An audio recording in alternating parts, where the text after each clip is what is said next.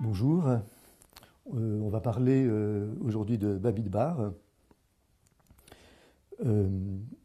Voilà, il y a une parole d'Hachem qui est au chapitre 1, qui est un ordre de recensement. Et le même chapitre 1 continue par l'exécution de ce recensement. Hachem reprend la parole à la fin du chapitre, au verset 48 à 54, pour distinguer la place des Lévites et celle des simples Israélites. En effet, j'ai oublié de dire que les Lévites ne sont pas comptés dans ce recensement. Et Sforno, sur les Lévites, dit qu'ils sont séparés du reste du peuple sur 3 points. Le fait d'avoir un recensement à part, qui aura lieu, qui chevauchera les deux péricopes, de Bamidbar et Nassau.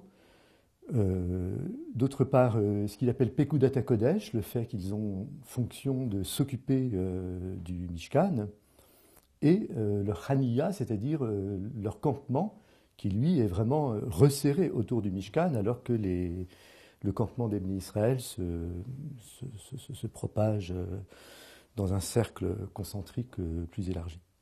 Alors, voilà, grand 1, si vous voulez. Donc le texte part, avant de revenir à l'ordre des naissances, je prends d'abord notre paracha, notre chapitre 2. Le texte part des 4 points cardinaux dans l'ordre Est, Sud, Ouest, Nord. Ces 4 points cardinaux correspondent à 4 camps dirigés par 4 tribus principales. À l'Est, donc, Yehuda, tribu royale. Au Sud, Réhouven, un aîné, enfin, l'aîné a priori. À l'Ouest, Éphraïm, fils de Yosef. Et au nord, Dan. Alors le texte, à chaque fois qu'il prend une de ces 4 tribus principales, précise justement quelles sont les 2 tribus qui lui sont subordonnées à l'intérieur d'un camp. Donc avec Yehuda, la tribu royale, on a le célèbre couple Yissachar et Zevouloun. Ce camp est donc composé des 3 derniers fils de Léa. Le deuxième camp, avec Réhouven, on a Shimon. Alors, dès qu'on entend Shimon, habituellement on attendait Lévi, puisque Shimon et Lévi étaient un couple inséparable. Mais vous le savez, Lévi n'est pas recensé ici. Si Lévi n'était pas à part, on attendrait cet autre couple célèbre, et le camp serait composé à ce moment-là des 3 premiers fils de Léa. Mais ici, le 3e membre du camp va être Gad, séparé d'Acher, l'autre fils de Zilpa, servante de Léa. Ensuite, 3e camp avec Éphraïm, on a Ménaché, son frère, donc on a bien Yosef multiplié par 2 comme Yaakov l'avait promis, et Binyamin, donc on a finalement le camp on peut l'appeler le camp de Rachel, des fils ou descendants de Rachel. Et enfin, avec Dan, 4e camp, on a Naphtali, l'autre fils de Bila, servante de Rachel, et Asher, fils de Zilpa, séparé de Gad. Donc ce camp est celui, on peut l'appeler celui des fils des servantes, à part Gad, servantes elles-mêmes mêlées, puisqu'on a Dan Naphtali d'un côté et Asher de l'autre. Vous voyez, alors, on est loin de l'ordre des naissances. Que s'est-il passé au fil du temps? Alors, je vous rappelle l'ordre des naissances, ordre qu'on va donc appeler chronologique. Il ne vaut effectivement qu'à ce moment-là. Donc Réhouven et cet aîné, on reviendra sur l'aînesse de Réhouven, parce que je l'appelle un peu un aîné manqué. Vous avez Shimon et Lévi, qui sont ce couple un peu violent, ceux qui vont passer au fil de l'épée les habitants de Shrem. Vous avez Yehuda, après quoi Léa cesse momentanément d'être féconde, et alors naît Dan de Bilha, la servante de Rachel. Dan, première satisfaction de Rachel, qui dit dans Vayetse, en Genèse 36, Vayiten Liben, qu'Hachem, Elohim plutôt, m'a donné un fils. Ensuite, Naphtali, donc autre fils de Bila. Alors, Léa imite sa sœur, elle donne sa servante Zilpa à Yaakov, et c'est là que naît Gad, qui est donc à Zilpa en quelque sorte, enfin plutôt qui est à Léa, ce que Dan est à Rachel. Léa dit en effet, en 30-11, toujours de la Genèse, Ba Gad, quelque chose comme le bonheur est venu. Ensuite naît Asher, le frère de Gad, puis Léa est à nouveau féconde, elle a Issachar et Zvouloun, et enfin Rachel finit par avoir ce fils Yosef qui sera dédoublé en 2 tribus. En cela, je disais déjà qu'il était comme l'autre aîné par rapport à Réhouven, puis naîtra Binyamin. Alors, par rapport à cet ordre chronologique, on aura finalement ce qui va dominer, c'est un ordre que j'appelle chronologico-hiérarchique, c'est-à-dire qui ne respecte la chronologie, enfin qui regroupe en fonction des mères, disons, je vais dire comme ça d'abord. S'il était maximalement chronologique, on aurait Léa, Bilha, Zilpa, Rachel. Donc les fils des servantes passeraient devant les fils de Rachel. C'est bien l'ordre des bénédictions de Yaakov. En Genèse 49, versets 3 à 27, ce qui fait que Zevouloun et Issachar, par exemple, se retrouvent en position 5 et 6 et non plus 9 et 10, qui était celle des naissances. Si maintenant l'ordre était purement hiérarchique, c'est-à-dire hiérarchique descendant, en privilégiant Rachel, on aurait Rachel, Léa, Bilha, Zilpa. Cet ordre-là, non, on ne le trouve pas dans la Torah. Par contre, toujours pour favoriser Rachel, on a un ordre, une fois, on a l'ordre hiérarchique ascendant.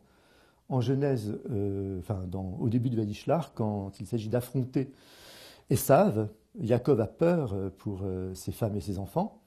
Alors il fait passer devant les 4 fils des servantes, ensuite les 6 fils de Léa, puis Yosef.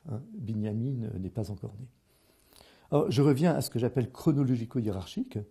Ça, c'est un ordre qui va correspondre à l'énumération faite par Hachem chez nous, au chapitre 1, versets 5 à 15.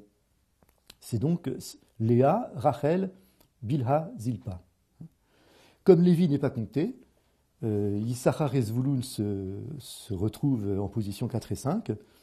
Yosef est dédoublé, et avec Binyamin, donc, il occupe 3 places, 6, 7 et 8. Mais quand on passe à l'exécution du recensement, comme je disais, donc à la suite de ce même chapitre 1, on a ce même ordre chronologico-hiérarchique, donc pas encore selon la disposition des camps, mais on a déjà la composition des camps. Ce qui fait que Gad passe à la position 3 avec Réhouven et Shimon, et Dan va diriger un camp avec Asher et Naphtali. Alors voilà, j'en arrive donc à l'ordre des camps, chapitre 2. Il est le même, sauf que les fils de Léa voient leur ordre perturbé pour des raisons de hiérarchie. C'est-à-dire que Yehuda confirme sa suprématie, Yissachar et Zvouloun le suivent dans leur avancée, donc ils occupent les positions 2 et 3. Quant à Réhouven, il doit quand même à son aînesse d'être le chef d'un camp, mais seulement du deuxième. Alors là, je m'arrête un petit peu sur Réhouven. Je voulais vous dire pourquoi Réhouven me paraît être un aîné manqué.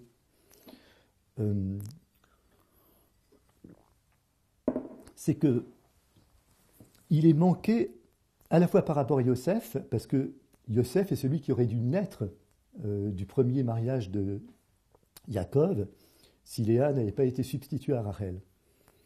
Donc, de ce point de vue-là, ce n'est pas Réhouven qui aurait dû naître. Et ça va effectivement se marquer par le fait que la double part va lui échapper au profit de Yosef. Mais d'autre part, par rapport à Yehuda, qui n'est pas un aîné, bien sûr, mais qui, par sa fonction royale, justement, l'emporte en quelque sorte sur Réhouven, on voit quelque chose de très caractéristique que j'avais repéré dans la Paracha Vayeshev, c'est que Réhouven, lui, par exemple, il aime Yosef et voudrait le sauver, mais il ne peut pas dire, par exemple, aux frères, s'il avait dit aux frères, voilà, il ne faut pas le tuer, il faut au contraire le ramener à son père, il ne l'aurait pas écouté. Et du coup, ce que fait Réhouven, c'est simplement proposer de le mettre dans une citerne en se disant j'irai le récupérer et le ramener à son père.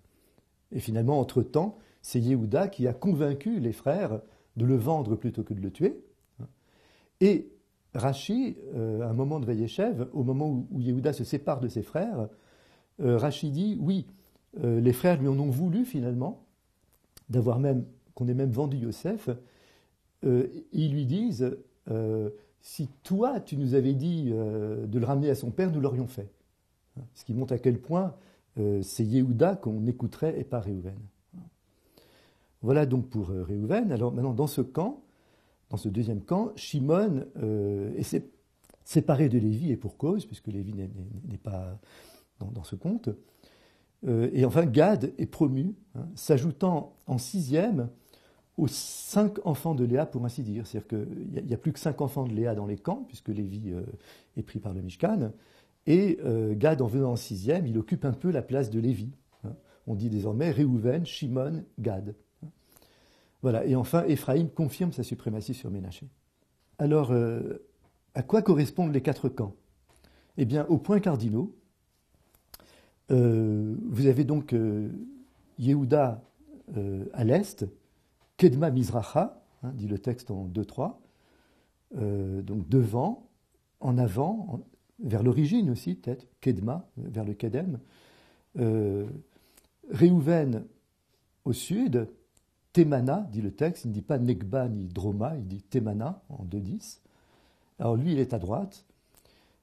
Puis vous avez Éphraïm à l'ouest, Yamma, du côté de la mer, en 2-18, donc derrière, en arrière, et puis Dan au nord, Safona, dit le texte en 2-25, et donc à gauche.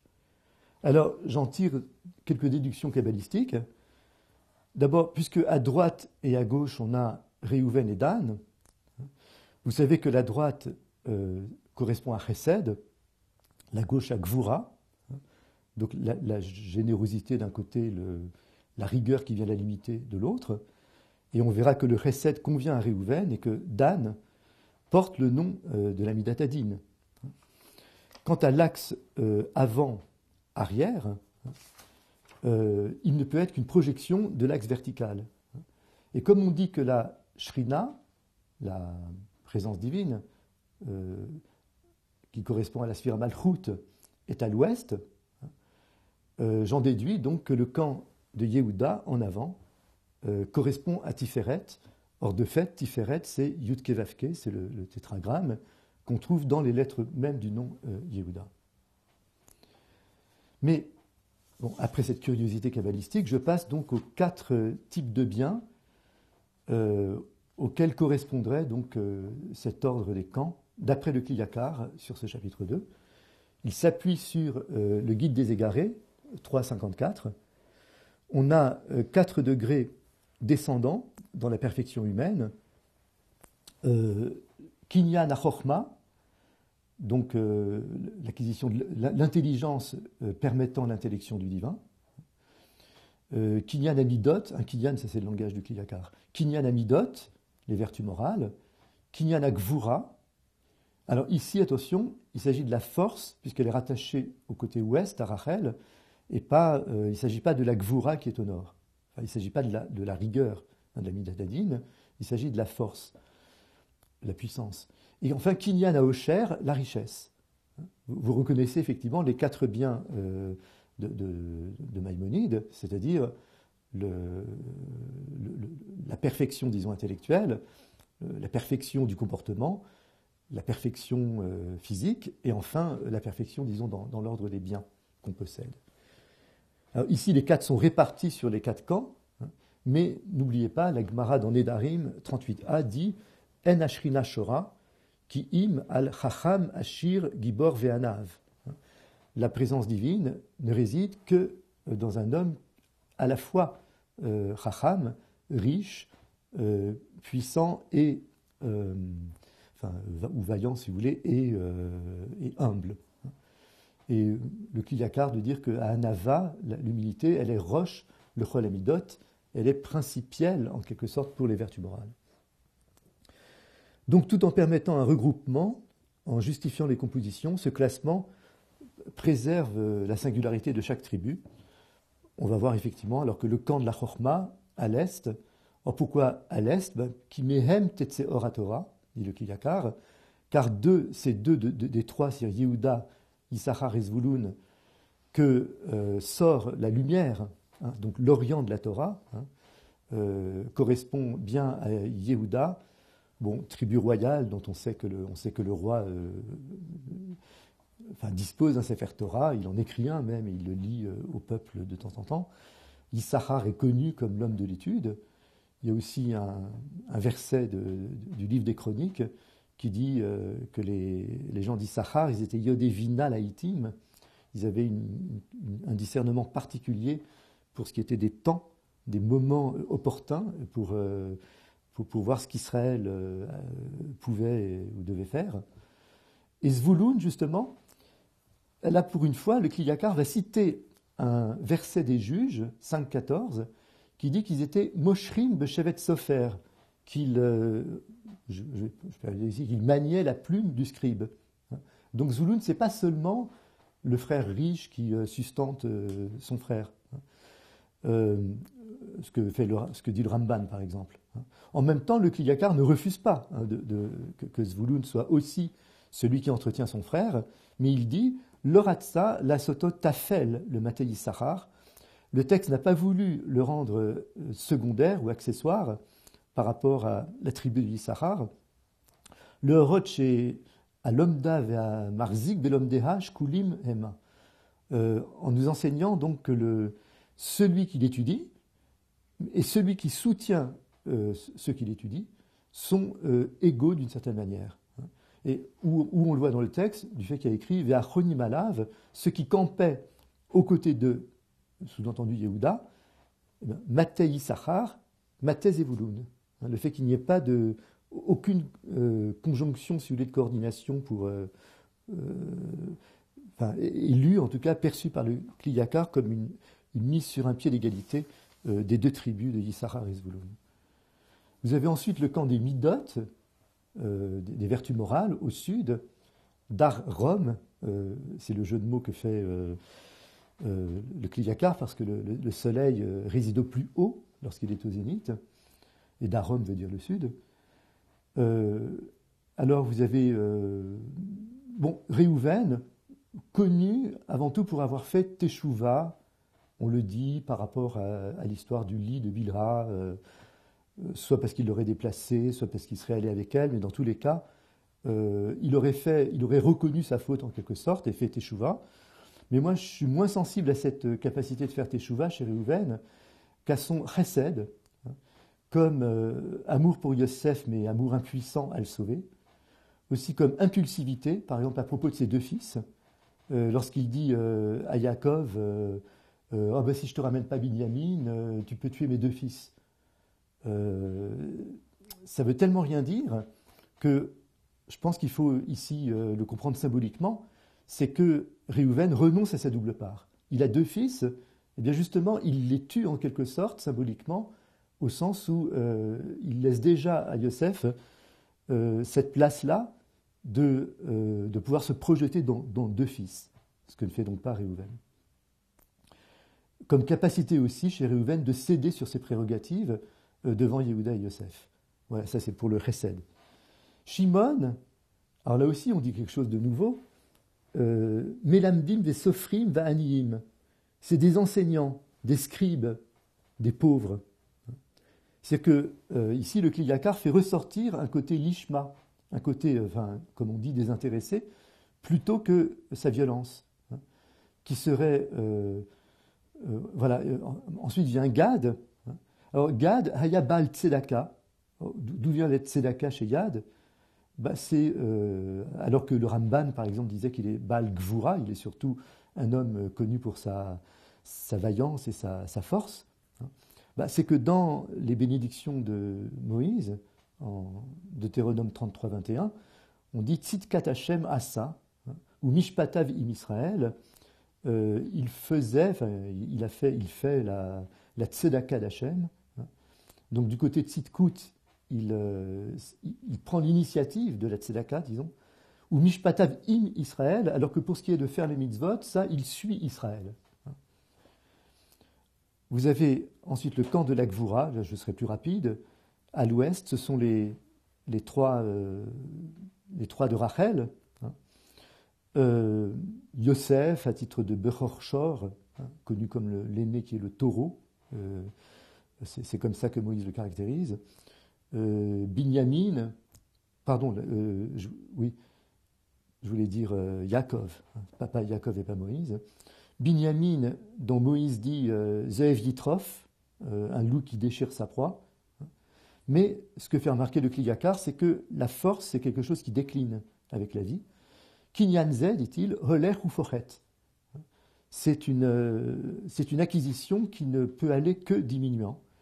Ki yom amavet matril mi yom ivaldo, car le jour de la mort s'inscrit déjà dès le jour de la naissance.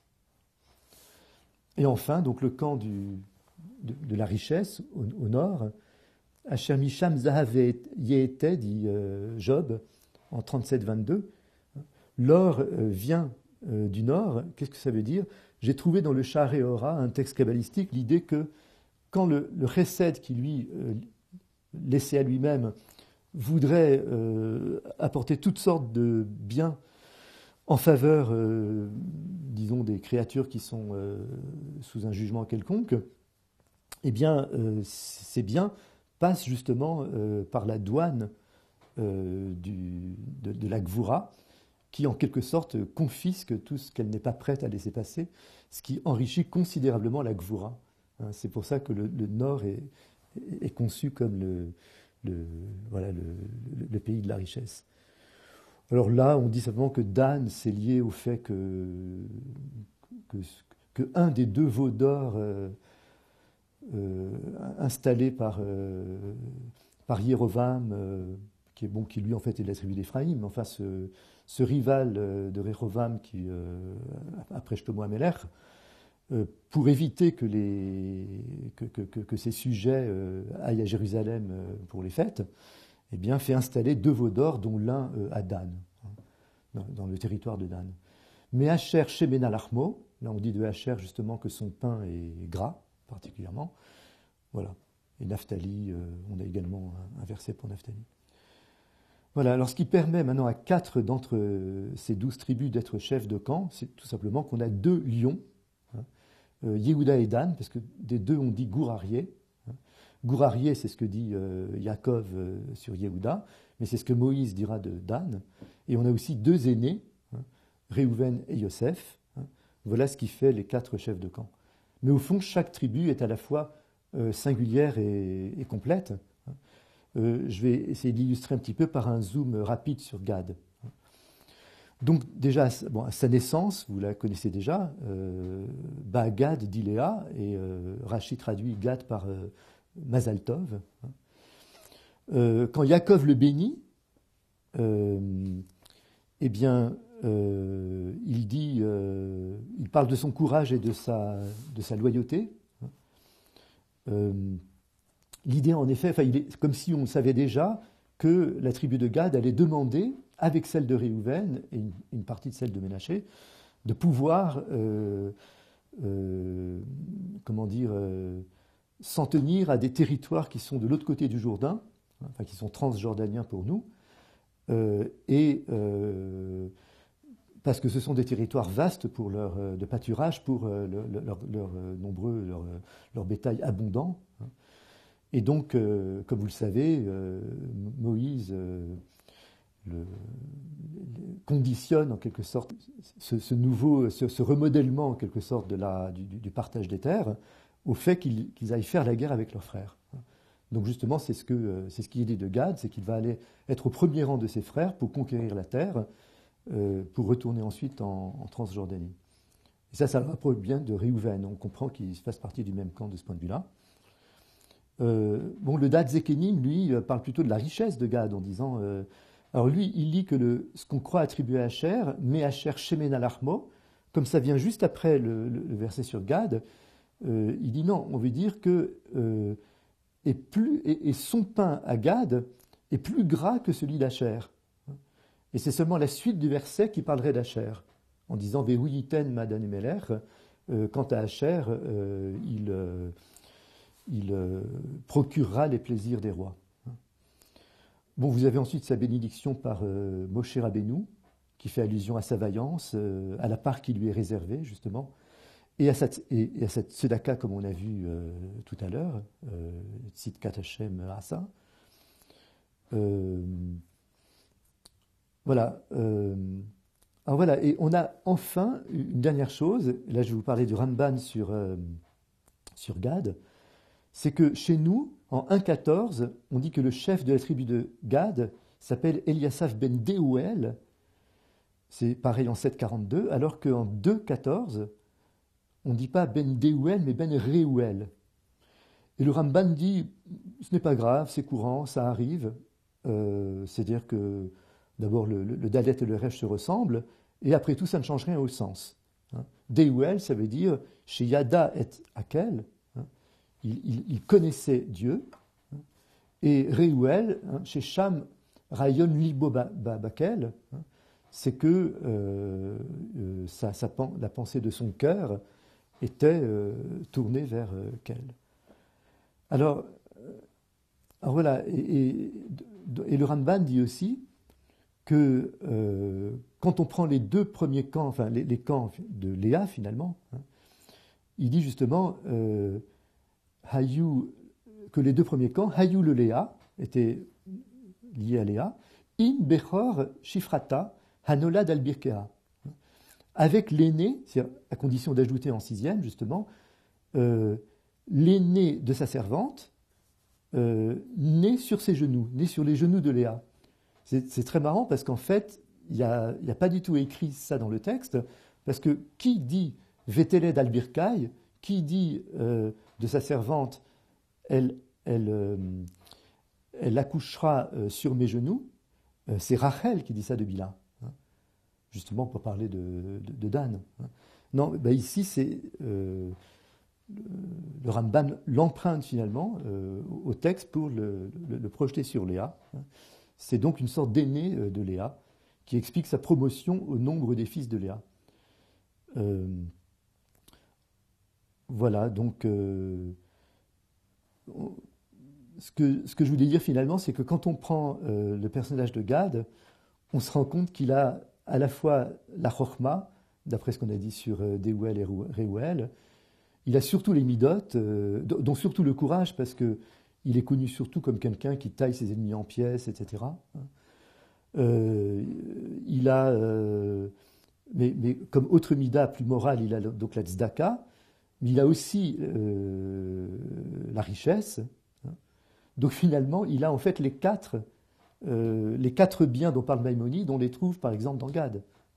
Donc on voit qu'il est impossible de réduire une tribu à tel ou tel concept qu'il a fait appartenir à un camp.